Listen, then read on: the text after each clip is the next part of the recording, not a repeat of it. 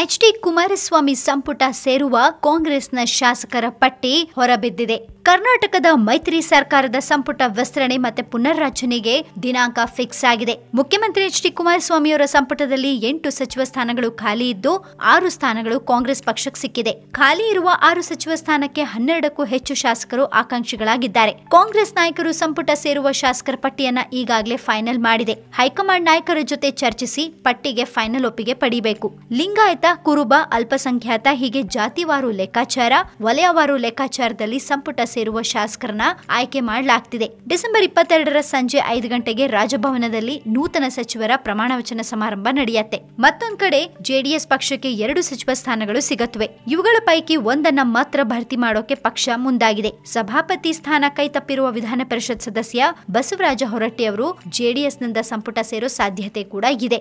ಲಿಂಗಾಯತ ಕೋಟಾದಲ್ಲಿ ಹಿರೇಕೆರೂರು ಶಾಸಕ ಬಿಸಿ ಪಾಟೀಲ್, ಗದಗ ಕ್ಷೇತ್ರದ ಶಾಸಕ ಎಚ್.ಕೆ. ಪಾಟೀಲ್, ಭದ್ರಾವತಿ ಕ್ಷೇತ್ರದ ಶಾಸಕ ಬಿ.ಕೆ. ಸಂಗಮೇಶ್, ಬಬಲೇಶ್ವರ ಶಾಸಕ ಎಂ.ಬಿ. ಪಾಟೀಲ್ ಹೆಸರು ಕೇಳಿ ಬರ್ತಿದೆ. ಇವರಲ್ಲಿ ಒಬ್ರು ಸಂಪುಟ ಸೇರೋದು ಖಚಿತವಾಗಿದೆ. ಯಾರು ಅನ್ನೋದನ್ನ ಹೈಕಮಾಂಡ್ ಡಿಸೈಡ್ ಮಾಡುತ್ತೆ. ಇನ್ನು ಕುರುಬ ಸಮುದಾಯದ ಕೋಟಾದಡಿ ಹೊಸಕೋಟೆ ಶಾಸಕ ಎಂಟಿಬಿ ನಾಗರಾಜ್, ವಿಧಾನ ಪರಿಷತ್ ಸದಸ್ಯ ಎಚ್.ಎಂ. ರೇವಣ್ಣ ಹೆಸರು ಚಾಲ್ತಿಯಲ್ಲಿದೆ. ಎಂಟಿಬಿ ನಾಗರಾಜ್ ಸಚಿವರಾಗೋಕೆ ಪ್ರಯತ್ನ ನಡೆಸಿದ್ದು ಅವರೇ ಸೇರಲಿದ್ದಾರೆ ಅನ್ನೋ ಸುದ್ದಿಗಳು ಪಕ್ಷದ ವಲಯದಲ್ಲಿದೆ. ಇನ್ನು ಅಲ್ಪಸಂಖ್ಯಾತ ಕೋಟಾದಲ್ಲಿ ಈಗಾಗಲೇ ಜಮೀರ್ ಅಹಮದ್ ಖಾನ್ ಮತ್ತೆ ಯುಟಿ ಖಾದರ್ ಸಚಿವರಾಗಿದ್ದಾರೆ. ಈಗ ಶಿವಾಜಿನಗರ ಶಾಸಕ ರೋಷನ್ ಬೇಗ್, ಮೈಸೂರಿನ ನರಸಿಂಹರಾಜ ಕ್ಷೇತ್ರದ ತನ್ವೀರ್ ಸೇಠ್ ಅವರ ಹೆಸರು ಕೇಳಿ ಬರ್ತಿದೆ. ಮೈಸೂರಿಗೆ ಮತ್ತೊಂದು ಸಚಿವ ಸ್ಥಾನ ಸಿಗಲಿದ್ಯಾ? ಕಾದ್ ನೋಡಬೇಕು. ಬಳ್ಳಾರಿ ಜಿಲ್ಲಾ ಕೋಟಾದಡಿ ಸುಂಡೂರು ಕ್ಷೇತ್ರದ ಶಾಸಕ ಇ ತುಕಾರಾಂ ಮತ್ತೆ ಬಳ್ಳಾರಿ ಶಾಸಕ ಬಿ ನಾಗೇಂದ್ರ ಅವರ ನಡುವೆ ಪೈಪೋಟಿ ನಡೆದಿದೆ.